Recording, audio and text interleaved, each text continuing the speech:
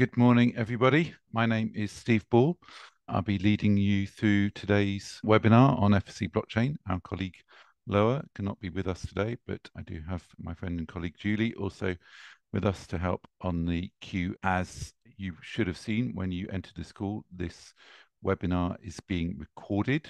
If you don't like that, then I guess you can leave. But for that reason, we have kept you all on mute, and we would encourage when you submit questions, which you can do on the Q&A function here in Zoom, then we encourage you to do it anonymously, and then we are not collecting any of your personal data on this webinar, and that means we can make everything free for everybody afterwards. Also, like to highlight for you that the FAQ on blockchain is available on that web link there. We encourage you to check that out if you've got any questions that we haven't answered today, and you might find the answers there. Big picture, we've done quite a few of these webinars already, so we'll run through some of these earlier slides. If you want a bit more detail on some of these things, then previous webinar recordings are available on our website, and you can go back and get a bit more detail on that. But I don't think there's many people working in the world of sustainable forestry who are not aware of new regulatory requirements coming our way, particularly as regards EUDR, the EU Anti-Deforestation Regulation. And that's posing challenges to many people, many companies, we know that. For myself and for FSC, we think that traceability is one of, if not the hardest challenge that EUDR poses to us and our certificate holders. And FSC Blockchain is our solution to that traceability problem. If you are a small company operating in a short supply chain, maybe just 3 or 4 links long, that never changes. So it's the same products, same suppliers, the same end customers, retailers, then you can probably get by with a solution other than FSC Blockchain. You can do your due diligence once a year and just submit the same data every time to the EU competent authorities.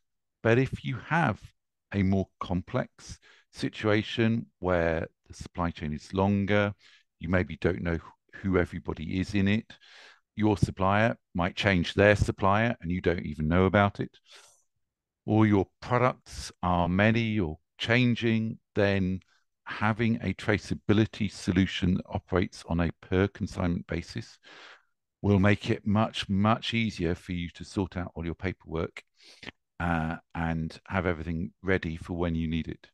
Even before we get to EUDR, we know that there are some of our certificate holders, not even very big ones, who are employing small teams of people essentially to shuffle electronic paper about from one place to another to make sure that the right PDF documents and scans and other stuff is attached or stored in the right place for each transaction they're entering into. And that's a lot of work. With FSC Blockchain, we aim to make all of that available to you basically at the press of a button. So a little bit of upfront effort required to put your transaction data into FSC Blockchain, but then coming out the other end of it, a whole bunch of stuff just with almost no effort then at the end. We think that will be a useful part of the solution set for many of you. It's not the only part. Also on this slide, we've got the regulatory module, which we hope many of you will be interested in and will be launched early in July, and also a new risk management framework. And we'll have a new technology tool to support that risk management framework as well, which we'll be able to talk to you about later this year. But for now, we're going to focus on FSC Blockchain. So what do we have at present? At present, we have a certification scheme that does a lot of really useful work and has some robust high standards, particularly at the forest level, but also at each of those nodes on the chain of custody. And we also have auditors who will go in and check that, and they will do make some efforts to around verifying the transactions from one to the next to check that companies aren't cheating the system and trying to sneak in material that actually isn't certified and claiming that it is. And that is a very strong certification system. It's something we've run for 30 years. We're very proud of it. It's world leading, but it alone is not sufficient to trace products, individual products, all the way through a supply chain as is required for EUDR. So what we want to do is to be able to capture that geolocation data, which EUDR and probably other regulatory requirements in future may require, and then transfer that data through each transfer of ownership. And perhaps that's also a good point now to emphasize that when we talk about traceability, in what the kind of traceability we are delivering with FSC blockchain is around transfers of ownership. It is not about the physical location of a product. There are other traceability solutions out there. They can be very useful, very powerful, particularly when thinking about that most vulnerable leg between the forest and the first processing facility. But what we are concerned with here is those transfers of legal ownership, where it goes from one company to another, being able to track who is selling to who, when that sales take place, and then moving the data that is associated with the product along that supply chain. A few knowledge points to take on board right up front. FSC blockchain will be voluntary. It's totally up to you whether you want to use it. If you don't think it's a useful tool, then you don't have to use it. Will also be free of charge, at least for the basic features and initially. But over time, we do anticipate that some of the more sort of premium-oriented features for larger companies or giving them special reporting capabilities, they may be charged for. But the core functionality we expect to keep as free of charge for everybody. Essentially, it will be included in the existing fees you pay to your certifying body when you are audited. The goal of the FSC blockchain is to track certified products. So this is what we're focusing on. We're not aiming to be able to track through it things that are not part of our certification system, but it should handle all the different labels that we currently offer. So FSC 100%, FSC mix, controlled wood, or the new CFM label, mixed credit, recycled, everything will be in there for you. And also very important is that we aim for it to be interoperable. We know that many of you will be looking at other solutions out there, and some of you may have no choice because you might be working in a system in which you have multiple product components that are not all from the forest, but which do fall under regulation like the UDR. So you could imagine you might be a high-end furniture maker making some nice hardwood chairs which have got leather upholstery. The leather that comes from cattle and therefore also falls under EUDR. We won't, at least in the initial stages, be able to help you track that leather for the chair. So we expect you to be able to bring that data in from somewhere else, and maybe then you want to combine it in some other digital passport traceability system. So we want to make it as easy as possible for you to get data in to FSC blockchain from your other systems and to get it out into other systems also that you're using on the other end. So both are important to us. Benefits of using FSC blockchain, as will become apparent when you look at it and think about it, that most or big part of the benefits really come from when you've got your entire supply chain from forest to retailer are all using that system, because then it pulls everybody together in one place. And that's then when you can get all that data that you need at the push of a button. But even before that, there are some benefits that you can get, even if you're the only person in your supply chain, only company using FSC blockchain. You'll be able to get automatic verification of the certification status of your suppliers and that the products you're buying fall into the certification scope. You'll be able to get some pre-cooked reports ready for your auditor. You just point in the way of them, nice and easy. And you'll be able to attach documents are important for you. So perhaps you're an exporter and you want to attach the documents around your export permits and things like that. You can just attach them all to those transactions, and then everything is all there in one place for you.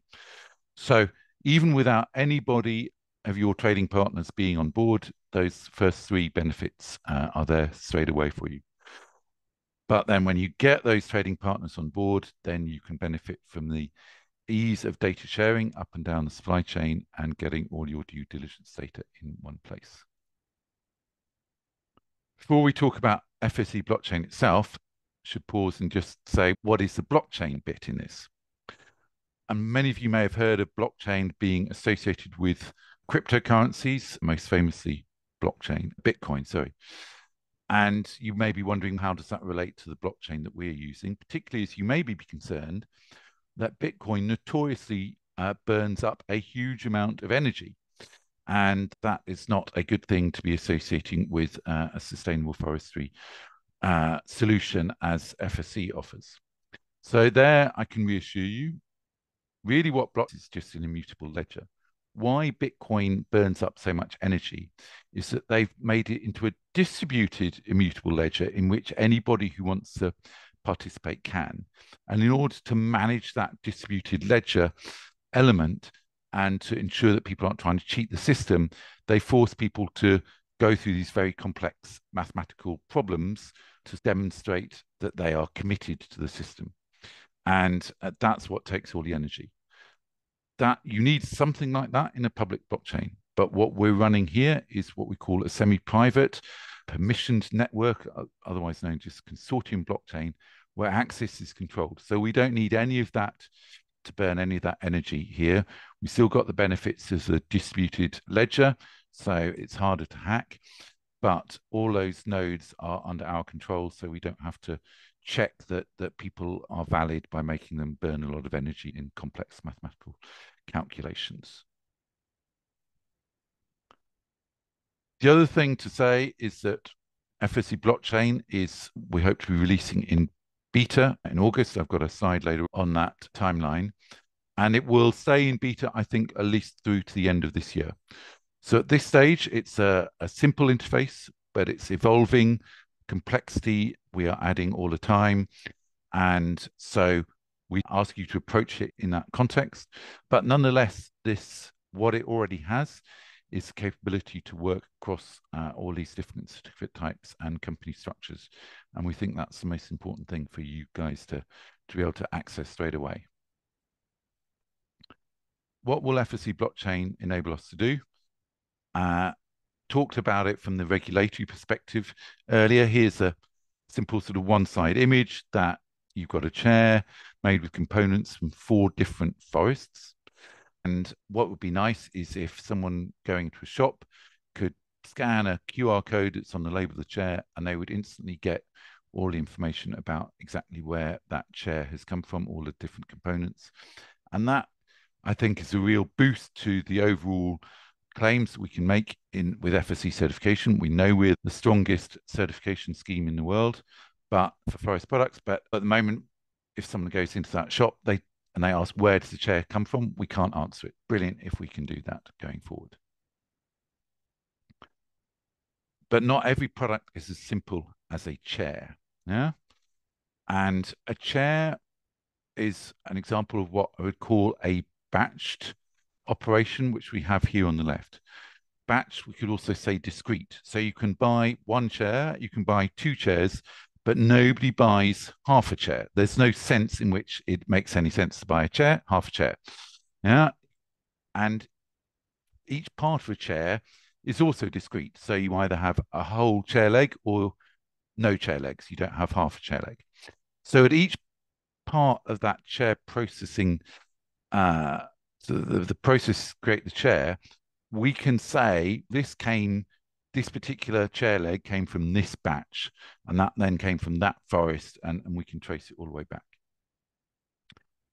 But many of the products that we certify do not operate, companies do not operate in that way. Rubber, but also paper and pulp are good examples here, where we know their operations are essentially running 24 hours a day often, and you have inputs arriving all the time into your yard, and they're put into your pulping mill, and nobody is tracking the exact order that stuff goes in and the exact order that stuff comes out. Plus, you've got residue sitting in that the pulping machinery that may lie around for weeks, if not months, before it's cleaned out. So it's very hard then to say, right, we know exactly which batch fed into this output of pulp and then into which set of paper. And so it becomes a lot more complex. We'll be able to cope with both. What it does mean, though, is that when you get to that end product and trace it back, what you're asking not is exactly which forest did this come from, but which forest could it have come from? We don't know exactly which mix. And I like to joke that if you printed out the due diligence report with all your justifications and investigation work, audit reports for a ream of paper, then you might find it would take more piece of paper than you've got in that ream of paper. So we know there's that complexity, and FSC Blockchain will be able to cope with that. From a data perspective, or from a sort of systems perspective, it doesn't really matter whether there are 3 forests contributing to something or 3,000. The technology can scale, and that's the beauty of this kind of solution.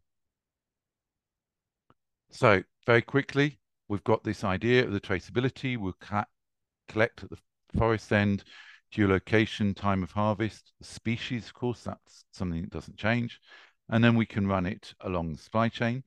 The volumes typically would go down, but actually sometimes could also go up, because you might be making a table and it's got some metal legs to that table. So at that point, the volume's gone up.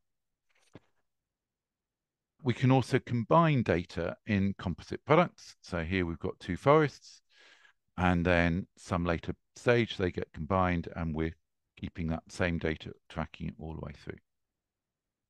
And as I said, it scales even to the most complex supply chains, the same solutions apply. And we can capture the difference between controlled wood and FSC 100%, that both, of course, will go into the mix. The difference is that what you've got on the lower chain there, typically, of course, the controlled wood is entering system through a due diligence system. Here we're assuming at the sawmill, so 2B. And so they would be the people having to enter the geolocation and species data, not their original supplier. But after that, then it just follows the same process. So the critical thing that happens in FSC blockchain is that we have all these transactions being entered. How do we ensure that correct transactions are being entered? Is that we ask both trading partners to enter their transaction data. And only when they agree on some critical points do we verify that transaction, or we match the 2 sets of data. So they must agree on the identity of their trading partner via license code or certificate code, the invoice date, the product category that's within the FSC system, the species composition, and the quantity subject to a small margin of error. And if all of those match, then FSC blockchain will go off and just match that data automatically for you. Or it will also be possible for, say, if your supplier has entered in that data, you could go onto the FSC blockchain application, see that there is an unmatched transaction, and some of this data will be showing, but you would still have to enter the quantity to prove that you are really verifying this as a correct transaction. So once that is done, once we've got that match, then it's written to the blockchain. Before that, everything sits in a database, but it doesn't get written to the blockchain. So both parties need to agree. That process of getting both parties agree means that FSC blockchain can address some of the major sources of volume accounting fraud that can happen within an FSC certified supply chain. Not often. We know that most of our certificate holders are good people, but there is the odd bad apple. Sometimes you can get a volume mismatch where the seller reports lower amounts than actually what they've given to the buyer, that then won't match on blockchain. And so the transaction will be left as unmatched. Unmatched transactions are the ones you can expect auditors to pay extra attention to. There is also a second type of fraud, potential fraud, where the conversion factor in processing is less than we would have thought. There is not direct controls for that in FSC blockchain because, as I said earlier, you could be adding metal table legs. So at that point, the volume goes up, not down. But those conversion factors will be very clear, be calculated, and they'll be there for auditors to be able to check very easily. And so it will make it much more apparent what is happening with those conversion factors within each processing operation. And so, as I said, volume mismatch becomes basically impossible, and the conversion factor will be made clear. And then something also can be compared with peers. So if you've got 10 sawmills all processing the same species, and one has got a yield rate of 20% higher than the rest, then that's the one that the auditors will be coming to pay some extra checks to. As I said, if they're unverified transactions, then we don't get the same benefits, but the auditors will be looking for them more carefully. Everything that I showed you up to now with slides we've shown on previous webinars. Now I've got a few new ones, and in particular, I want to talk to you today a bit more about the bulk upload facility that we have got in place. And all of this builds off we need to start when we think about using FSC blockchain. First thing we need to do is set it up, because until you've set it up, then you can't get into the process, whether through bulk uploads or anything else. And this is something we've come to realize when we've shared these bulk data upload templates with a few people, that it hasn't always been very clear how that process works. So in FSC blockchain, before you can do anything, you have to tell the system what products you are buying and what products you are selling. And if the products of your trader, you're buying and selling the same stuff, then you can label it as buy and sell. And you have to fill in the details of what they are, the species. You can also, by the way, at that point, put in the HS code, although that's very useful for EDR, but not compulsory within FSC blockchain. So you put in all that information. And you also then need to configure your trading partners. So you have to tell the system who you're buying from and who you're selling to. And you also, at that point, get the opportunity to invite them to join blockchain. So my next two slides are a couple of demo videos, but I'm looking at the time and thinking that I should probably skip by them. We've shown them in previous webinars, so you can go back and look at them there. We've also said before that, yes, there's these three options. So essentially, you can go onto our website, the FSC blockchain website, directly enter data, but that will be very tedious for any but the smallest companies. So we expect most of you to be using bulk uploads, and in time, the more sophisticated companies will switch over to API integration. So let's have a look at those. They are available for you now. You can go to blockchain.org/blockchain and download them. So there's the button, and you can get them from there. In there, you'll find a zip file with 5 Excel templates, spreadsheet templates, and a PDF of instructions. I generally recommend reading the instructions on the PDF first, and that gives you some general introduction as to how they're working and how also they fit together. When you get into the templates themselves, you'll find they're all structured the same way. The first sheet is some additional instructions and guidance notes that are specific to that template, talking through the different fields and columns we've got. Then you will have an upload data sheet. That's where you can paste the data in. Then you will have a check sheet that looks at the data format and tries to work out whether the data that you've got in there could be uploaded to FSC blockchain without errors. And finally, there is a sheet of reference data that is used in that format checks. You should not really need to use that, but it's shown for transparency. and it may sometimes be useful for you to understand what the approved options are for certain of the fields where we expect only limited number of options. So for instance, when you're configuring your products, you have the option of it's a buy product, a sell product, or a buy/sell. You can't put in anything else. Those are the only three options that we allow.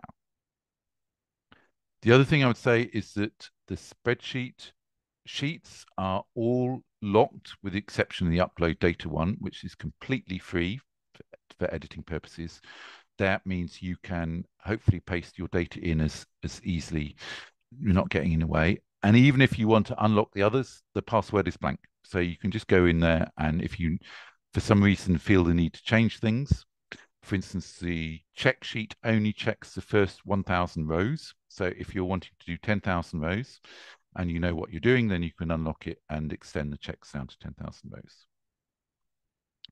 As you can see also from these screenshots, the upload data has some color coding on it. The red is there to highlight that some data is badly formatted, and the pale yellow just indicates where there is input expected, i.e. these are mandatory columns. That formatting can get very easily overridden if you paste in data from another spreadsheet. There are ways to avoid doing that with something called paste values and stuff like that, but it's so easy to make a mess of it. And I've done it myself so many times.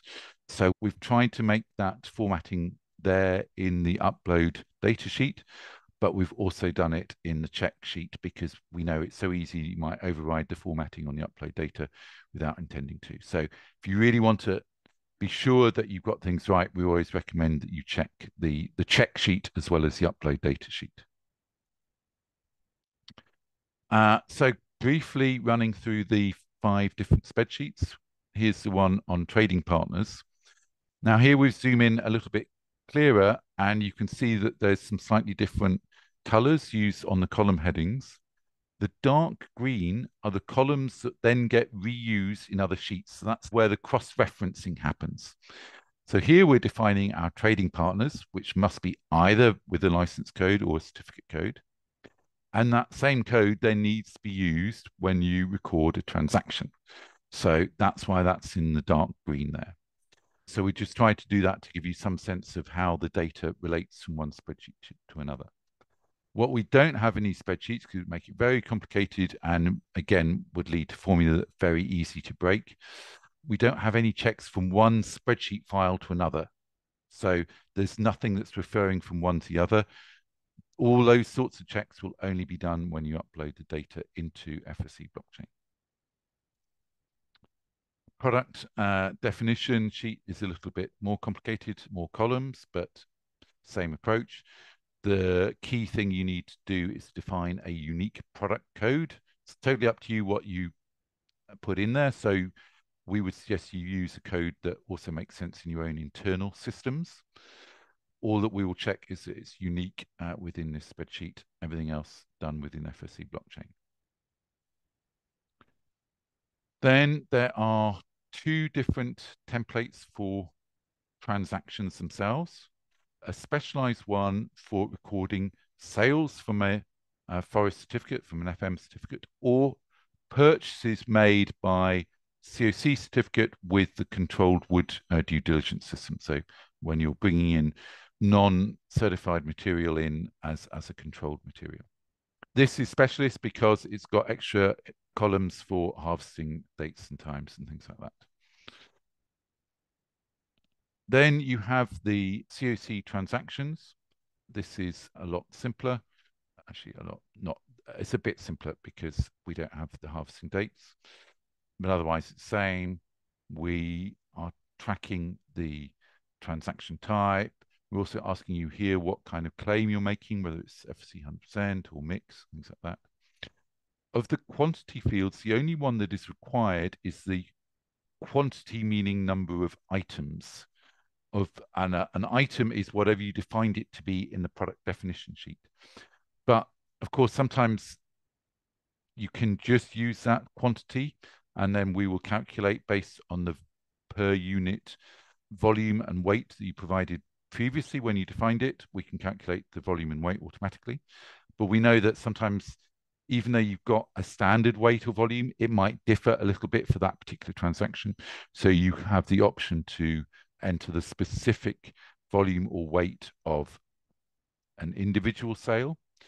I should also stress that you don't need both. You can just supply one, don't feel under any obligation to supply both. And if you provided it in the product definition, then the only thing that's actually needed is the quantity number.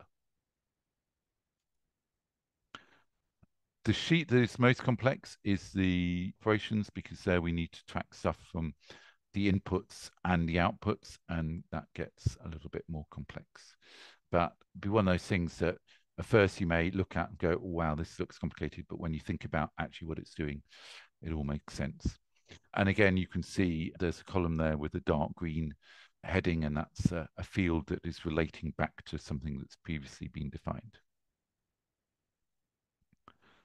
Last bit of the new stuff for today is, as we get close to release, we realized that many companies, probably all companies, when they first start using FSC blockchain, will not want to just start recording transactions straight away into a live database in case you get things wrong.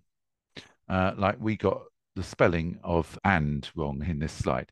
So instead, you want a sandbox in which you can play around.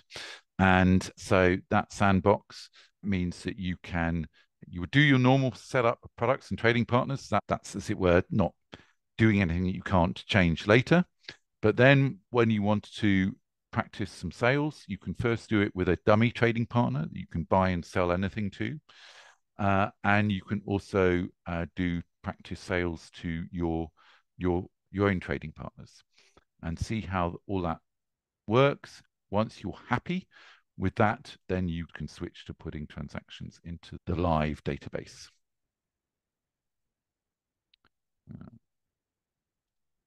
We're running out of time. Want to make sure we've got time for questions and stuff to answer your concerns. But one concern that is so often brought up, we'll just take a bit of time here to repeat this, which is data confidentiality. We know is super important here. This is very sensitive commercial data. So everything that is uploaded to FSC blockchain will be encrypted immediately and encrypted with a key that is unique to your company. That means that we in FSC can't read that stuff in the database because we don't know which company's key applies to what and how to do that decrypting. That only works when you then log in, and then it's able to pull out the decryption key for your organization, and then it can find your action data. So we won't be able to see it, but of course, if we can't see it, then what's the point? The point is that you can share it subject to rules that you are in control of. So whoever uploads data, maybe you've attached a harvesting permit to your forest sale data, then you are the owner of that data at that point, and you can choose who gets to see it. But we know that also, if you were doing it on a per transaction basis, would be a lot of work. So we're setting up also a rules-based system, a bit like you may file in your email client, so that you can make it easy, set some rules about who can see this when, and you can choose whether just your own direct customer can see it, or whether they can then share it down with others in that supply chain. And you can decide whether, if they're sharing it with somebody else, then you should know their identity, or whether you can allow it to be shared without you knowing their identity. And you can set it by date range. You can do it particular transactions, particular customers, particular sorts of products, your choice of the basis on which this stuff is shared. And it's all your data, so you get to decide that. And you can also withdraw that permission at any time.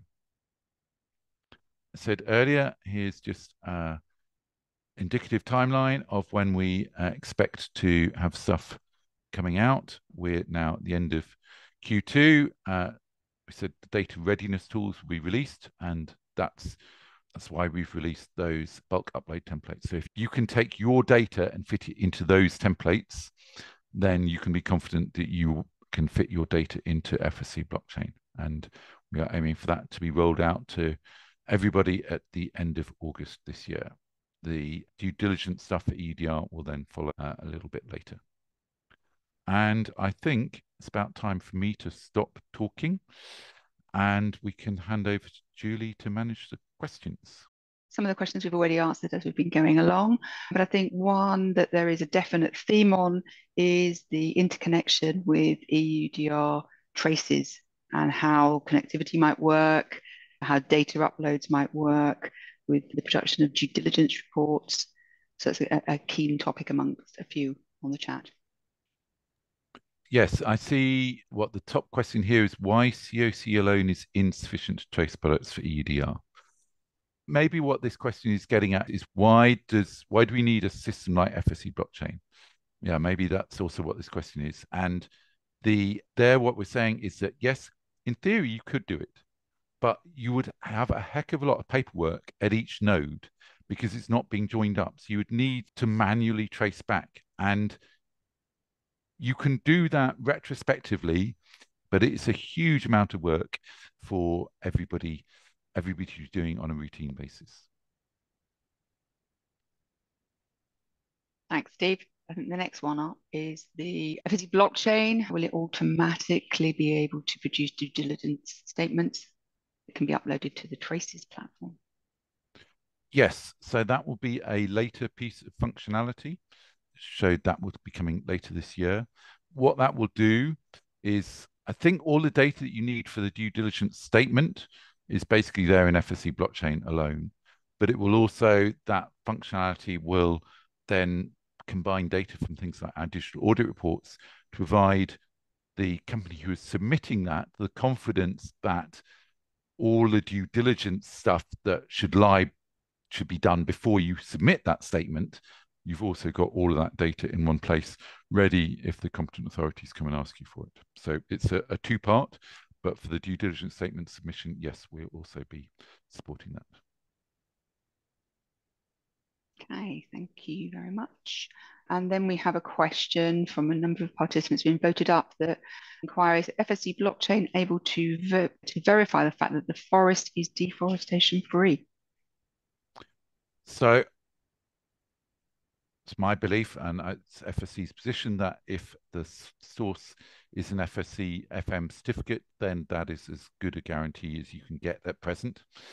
And we have tweaked our standards to align precisely with the EUDR definition of deforestation free and degradation free.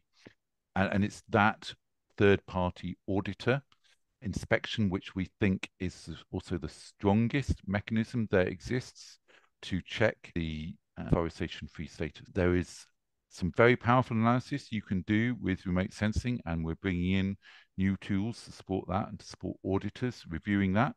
We shouldn't ignore that data, but nothing beats having a forester on the ground, and that's what we in FSC certification can deliver. Thank you. Next up, we have one that is inquiring about the data entry into FSC blockchain. So if a trading partner has entered incorrect information, can they correct that data afterwards? Yes, good question. Very important. We are human. We all make mistakes. So yes, they can correct that data. What will happen is there are two options. The one that you hope happens is that the counterparty says, we don't have this data. And the first organization then goes, whoops, yes, our mistake. And they go back and correct it. Because that's happened before the transaction is matched, essentially, there's not really a problem. And the data can get updated and then will get written to the blockchain. If there was a matched transaction and yet still it was discovered that there was an error, in which case both parties needed to have made that error, but still it can happen, then essentially you can edit the transaction, and for certain types of data, you can edit it and the transaction is not cancelled. For other edits, like if you're going to change the quantity, for us, that is now it's a new transaction.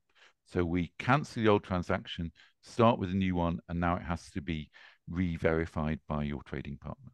But yes, absolutely, you can correct these things, and I don't think it makes anybody, as it were, a bad person or suggesting any problem within the company. These things happen, all human.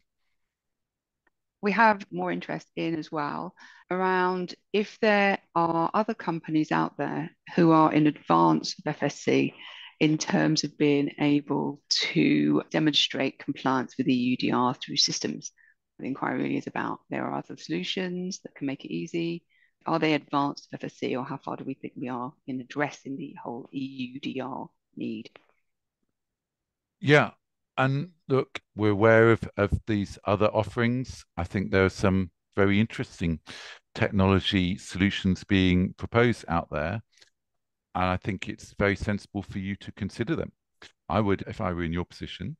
What we offer that they do not is that we're able to build on top of the world's leading third-party verification system for forest products.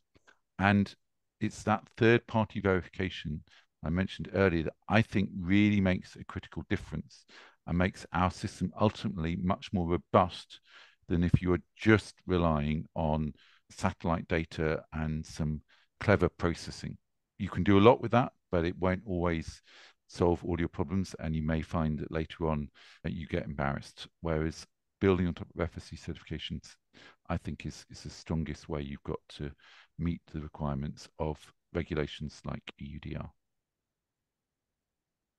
Thank you very much. A number of inquiries related to legislation for various different countries and regions. So I think the question here is really about if you are trading FSC materials, is FSC's blockchain able to verify that the production occurs in that region, i.e. that forest, or the production was made in a certain region in terms of Right. transformation? When that forest sale is made, you are asked to submit also the harvesting dates and separately the harvesting block file, which is the area of forest from which you obtained these products. That harvesting block, we will check against two things. We will check against the certificate. We've now got a tool for FM certificate holders to upload their forest area. So we will check that it falls within inside their forest area. And we'll also check that it falls inside the boundaries of the country from which it's claiming to be from. So we will be able to catch out errors, and it's possible to do this with GIS data. Sometimes you're not paying attention to metadata like the projection, where it appears to be then you're obtaining your logs from somewhere in the middle of the Atlantic. And that's nothing to do with the data itself, but the metadata you've associated with it. So we'll be able to check those sorts of things and tell you no. But what we can't do is verify that this is supposed to be controlled wood from Brazil. We're not able to do anything beyond saying it's coming from Brazil rather than which part of Brazil. Okay, thank Unless you. it's an FSC certificate, in which of course we'll check that detail. Thank you. We have questions here that people would like answers to the value and power of FSC blockchain being introduced. And there are concerns that it's only effective if it is mandatory for all certified companies. Yes, I can understand that perspective, but I also know that there are many of our certificate holders who would strongly disagree and do not want us imposing a mandatory solution upon them. We are not going to be doing that. It is a voluntary tool. What we hope is that it will be sufficiently useful to sufficient numbers of our certificate holders that it ends up being taken up by everybody or almost everybody. And so rather than sort of imposing it, the challenge we're setting ourselves is to make it such a good tool and so useful that everybody uses it anyway. That's true. And fair to say that even if the whole chain isn't on board, there are a number of values that you can derive from use of blockchain immediately. And that's set out in the FAQs. We've got time for another one or two questions. One here from particularly the print sector. This is about the applicability of FSC blockchain when used in kind of a real world scenario where as there could be naturally wastage in the production process. And if the blockchain requires us to volume match, how would that work in terms of the differences in the volumes? Should you have stock that isn't shipped? So that one's quite easy. In any kind of trading system, we assume that at any point in time, any operator can have existing stocks of some or all of their products. Indeed, when you first configure FSC blockchain, you will be asked to select a date from which you are starting your blockchain records. And that might be, you know, the start of the financial year, or it might be your last audit date. You pick it, it's totally up to you. And then you want to say, what was your opening balance on that date? That's the date, that's what you had in storage on that date. Where we are doing the volume matching is on a transaction from a seller to a buyer. And at that point, we expect them to be able to agree on how much they bought and sold. If Julie, I say that I'm selling to you 200 cubic meters of logs, and you check what comes into your yard and you only get 160, you're going to be angry. And we're going to have to resolve that because you paid for 200 cubic meters, yeah? So FSC blockchain expects that we should be able to agree. Now, where, of course, you absolutely expect volumes to change is that then in your sawmill, when you saw up those logs, you're not going to have the same volume of planks coming out of the logs that went in. And even if you collected all the sawdust that came out and have put that into some additional product, which is brilliant. This is sort of stuff we love it when our sawmills get involved in that and make maximum use of their materials. Still, there will be some wastage. You will not get 100% yield from that kind of processing operation. That's fine. But when you sell it on, then we do expect the volume match to happen at that point. Thank you, Steve. And I think we're at time. We have a number of questions remaining. Those questions will be collected and used to form the FAQ that we publish online. I'm sorry that we haven't been able to answer all of them today, but I think we did a good job of getting through most. So I'll leave it to you to close, Steve. Thank you, everybody. There will be another webinar in around about a month's time, I think. We've got a regular series of these. If you found this helpful and you haven't attended previous webinars, I encourage you again to go and look at the recordings of the old webinars. You might get some bit more information on the slides that I skipped over quickly today, and you can see videos there as well. And otherwise, we hope that you did find this useful and look forward to seeing you on the next webinar. Thank you very much and goodbye.